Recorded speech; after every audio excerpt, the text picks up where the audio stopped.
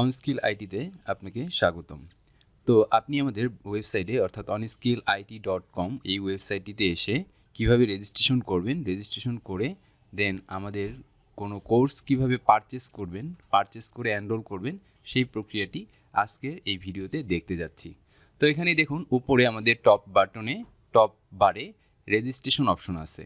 তো ফেসবুকের মতো আমরা কি করব যে রেজিস্ট্রেশন বা সাইন আপ অর্থাৎ ফেসবুকে আমরা অ্যাকাউন্ট খোলার সময় দেখি যে কি করি যে আমাদের সাইন আপ করতে হয় বা রেজিস্ট্রেশন করতে হয়। এখানেও কিন্তু সেম ওয়েতে আমাদেরকে রেজিস্ট্রেশন বা সাইন আপ করে নিতে হবে।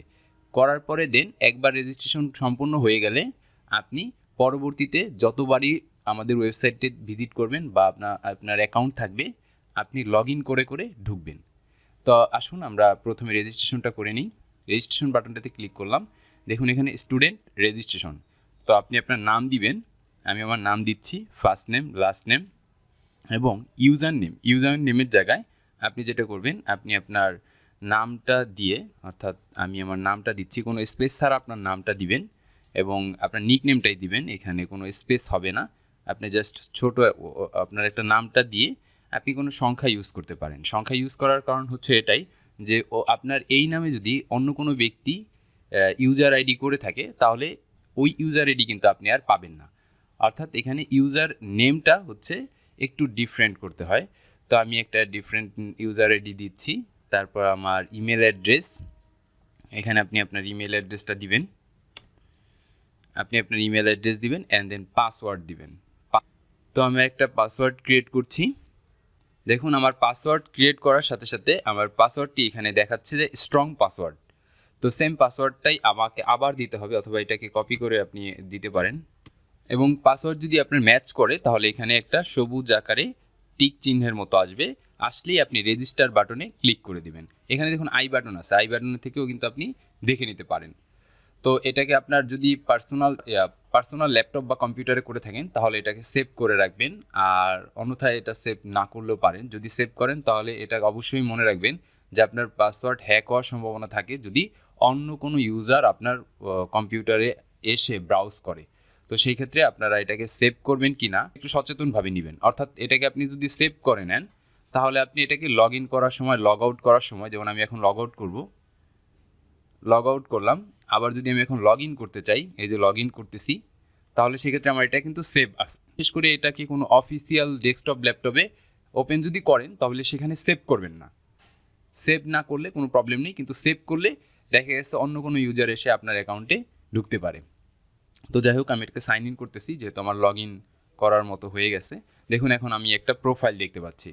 তো আমার এই প্রোফাইলে অনেকগুলো অপশন আছে। মাই প্রোফাইল আছে, এনরোল কোর্স আছে, উইশ লিস্ট আছে, রিভিউ, কুইজ অ্যাটেম্প আছে, order history, question answer, calendar, setting, log out. তো আমি এখান থেকে চাইলে লগ আউট করতে পারবো। আবার সেটিং অপশন থেকে আমি আমার প্রোফাইলের সেটিং করতে পারবো, অর্থাৎ আমি এখানে আমার ব্যানার ইমেজ দিতে পারবো। দেখুন এখানে কভার ফটো, ফেসবুকের মতোই কভার ফটো ব্যবহার করবেন, আপনি আপনার ইমেজ ব্যবহার করবেন, পিকচার ব্যবহার করবেন, অ্যান্ড দেন আপনার ফুল ডিটেলস, ফোন নাম্বারটা দিবেন এখানে। তারপর আপনার স্কিল বা অকুপেশন, আপনি কোন পেশায় আছেন সেটা দিবেন। টাইম জোনটা সিলেক্ট করে দিবেন। বায়োতে আপনি আপনার সম্পর্কে কিছু বিস্তারিত লিখতে পারেন, অ্যান্ড দেন আপডেট প্রোফাইলে ক্লিক করবেন। তো এইভাবেই কিন্তু আমাদেরকে প্রোফাইলে আসতে হবে। এবং আমরা যদি কোনো কোর্স পারচেস করে থাকি তো সেই ক্ষেত্রে কিন্তু আমরা এই এনরোল কোর্সে এসে দেখব। অর্থাৎ আমি আবার প্রোফাইলে যাই, এখন কিন্তু লগ ইন করার পর এখানে লগ ইন বাটন আর নেই, এখন আছে শুধু লগ আউট আর প্রোফাইল।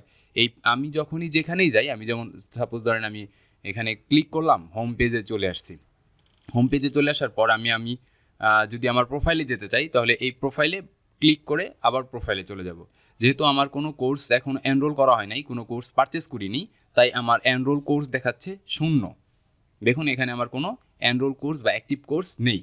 তো এখন আমাকে একটা কোর্স পারচেস করতে হবে। কীভাবে পারচেস করব? দেখুন এই আমি আবার হোম বাটনে ক্লিক করলাম, হোমে চলে এসে আমি এখান থেকে এই কোর্সটা পারচেস করব, ডিজিটাল শিক্ষক প্রশিক্ষণ রিয়েল লাইফ কোর্স।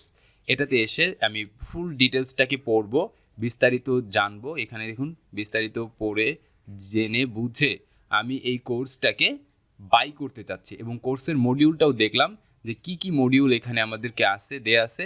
সেই মডিউলগুলো দেখে বুঝে তারপরে আমি কি করলাম, এই কোর্সটা বাই করতে আসলাম। তো অ্যাড টু কার্ট অপশনে যাচ্ছি।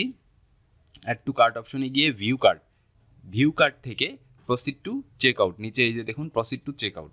এরপরে আমাদেরকে কি করতে হবে, ফার্স্ট নেম লাস্ট নেম দিতে হবে। যদিও এই অপশনগুলো আমি একদম কমিয়ে ফেলবো, অর্থাৎ শুধুমাত্র নেম আর ফোন নাম্বার, ইমেল নাম্বার এইখানে, আর বাদ বাকি যে বিষয়গুলো আছে সেগুলো আমি আর রাখবো না। আর হ্যাঁ, একটা বিষয় হচ্ছে যে এখানে বিকাশ এবং রকেট নাই, নগদটা রেখেছি। এই যে এখানে দেখুন নগদের অপশন আছে, আপনি চাইলে নগদেও পেমেন্ট করতে পারবেন, আপনি চাইলে বিকাশেও পেমেন্ট করতে পারবেন। তো বিকাশে যদি পেমেন্ট করতে হয় তাহলে ইনস্ট্রাকশনগুলো একবার দেখে নেবেন, যেটা হচ্ছে একটা পার্সোনাল অ্যাকাউন্ট, এই যে নাম্বার, এই নাম্বারে আপনাকে টাকাটা সেন্ড মানি করতে হবে, এবং আপনি যে নাম্বার থেকে সেন্ড মানি করবেন সেই নাম্বারটা আপনি এখানে দিবেন, অ্যান্ড দেন ট্রানজ্যাকশন একটা আইডি থাকে, সেই আইডিটা এখানে দিবেন। দেওয়ার পর এখানে I have read and agree to the website, এই অপশনটাতে চেক বক্সে চেক করে দেবেন, দিয়ে প্লেস অর্ডার ক্লিক করে দিলেই কিন্তু হয়ে যাবে। তো আমি আবারও আমার নামের জায়গায় নামগুলো দিচ্ছি, কোম্পানি নেমটা অপশনাল, তারপর এখানে আপনি অ্যাড্রেস দিচ্ছি, কিন্তু আপনারা এগুলো দিতে হবে না, আপনাদের জাস্ট এখানে নাম, ইমেল নাম্বার, ফোন নাম্বার, এই অপশনটা আমি করে দেবো। তো জিপ কোড টিপ কোড সব কিছু এভরিথিং দেওয়া হলো, আমি এখন প্লেস অর্ডারে ক্লিক করে দিলাম। তো আমার দেখুন এখানে প্লেস অর্ডার ক্লিক করার সাথে সাথে আমার চেক আউট পেজে দেখাচ্ছে যে এটা হচ্ছে আমার ইনভয়েসটা আমরা দেখতে পাচ্ছি চেক আউট পেজে, যে আমি এই অর্ডারটা করে ফেলেছি। তো এই পর্যায়ে দেখুন আমরা যদি আবার কোর্সে যাই, তাহলে আমরা কোর্সে দেখব যে আমাদের কোর্সের লেসনগুলো কিন্তু লক করা অবস্থায় আছে। দেখুন এখানে লক করা অবস্থায় আছে, আমি যতই ক্লিক করি এগুলো কিন্তু ইনেবল হচ্ছে না, এবং আমরা কিন্তু এখান থেকে প্রবেশ করতে পারতেছি না। তো আমরা আমাদের অ্যাকাউন্টে লগ ইন করবো, লগ ইন করে দেখি যে আমার কোর্স তো আমি পারচেস করেছি, তাহলে সেই ক্ষেত্রে আমি কী সুবিধা পাই, আমি কোর্স কি এনরোল করতে পারি কিনা সেটা দেখি। তাহলে দেখুন এখানে আমাদের অ্যাক্টিভ কোর্স দেখাচ্ছে, এই যে দেখুন আমাদের কোর্সটা এটা, এই কোর্সটা আমরা এনরোল করেছি। যে এনরোল কোর্সে গেলেও আমরা দেখতে পাবো যে হ্যাঁ আমাদের এনরোলকৃত কোর্স 1 এবং অ্যাক্টিভ কোর্সও 1। আমরা কমপ্লিট কোর্সে গেলে আমরা কমপ্লিট করা হয়নি কোর্স, এবং স্টার্ট লার্নিংয়ে যদি যাই তাহলে আমরা ক্লিক করলেই দেখতে পাবো যে এখানে দেখুন আমাদের প্রথম লেসনটা আমরা দেখতে পাচ্ছি, এবং আমরা ভিডিওটাও দেখতে পাচ্ছি। এখানে দেখুন ভিডিওটাও দেখা যাচ্ছে, আমাদের লেসনগুলো সব কিন্তু আনলক হয়ে গেছে। আমাদের একটা লেসনে এখন আর লক অবস্থায় নাই, আমরা যে কোনো লেসনে সুইচ করতে পারি, অথবা নেক্সট বাটনে ক্লিক করে আমরা প্রত্যেকটা লেসন স্টেপ বাই স্টেপ পড়তে পারি। তো ধন্যবাদ সবাইকে।